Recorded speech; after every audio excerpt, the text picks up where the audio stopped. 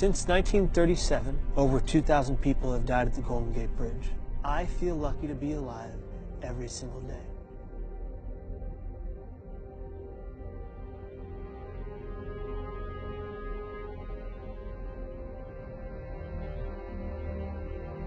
Of the thousands that have died off the Golden Gate Bridge, I am of the 1% who have survived. So I was born on drugs and premature, and then I bounced around from home to home. Nobody wanted to keep me because I was sick, and I got lucky. I landed in the home of Patrick and Deborah Hines.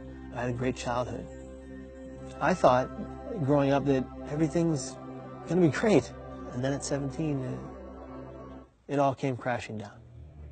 If you can imagine feeling that everyone around you is out to get you, trying to hurt you, and trying to kill you, and you believe that to be the truth.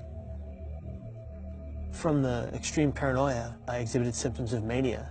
From the mania came the hallucinations, both auditory and visual. And so with that and the bipolar disorder, I just was spiraling out of control. I vividly remember writing my suicide note. People don't get it. Like, I thought I was a burden to everyone who loved me, because that's what my brain told me, because that's how powerful your brain is. I got off the bus. I walked slowly down the walkway of the Golden Gate Bridge. You know, people rode by me, drove by me, walked by me, and a woman approached me, and she said, "Will you take my picture?"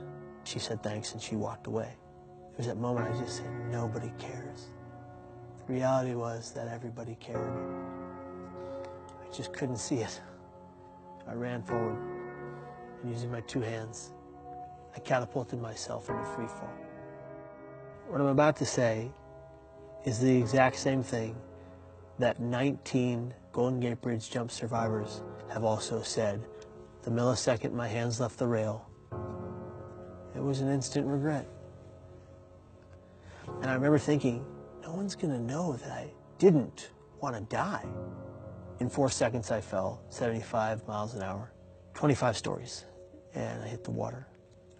I was in the most physical pain I had ever experienced. I have ever experienced. The Coast Guard was amazing. He was just so freaked out that I was alive that he just dove in and brought me on board. The guy said, "Do you know how many people we pull out of this water that are already dead?" And I said, "No, and I don't want to know." The guy put his hand on my forehead and said, "Kid, you're a miracle." My father took one step into the hospital room, and I looked up at him and I said, "Dad, I'm sorry." And he said, "No, Kevin, I'm sorry." And if you think about it, both of our immediate reactions were guilt. Guilt that didn't belong to either of us. And even though I didn't die, I caused people a great deal of grief and pain. Just the day of my attempt still sits within them today. I asked my father if he still feared my death by suicide. He said every time the phone goes off, his first inclination is Kevin alive. I had that impact on my dad.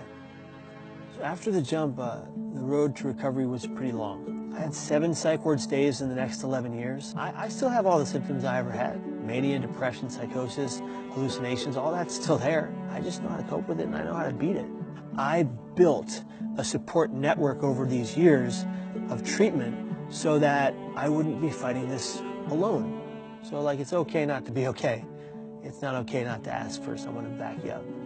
To the families who live with the loss or losses of loved ones, they didn't do that to hurt you or destroy your life. They took their lives because they were struggling and in a great deal of emotional and mental pain.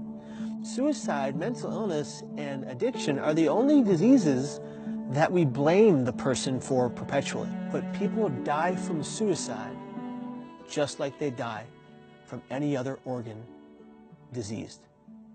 Today, no matter the pain I'm in, no matter the struggles I experience, I do believe that life is the greatest gift we've ever been given. And if you're suffering mentally, don't wait like I did, sitting in denial for so long. Because recovery happens. I'm living proof.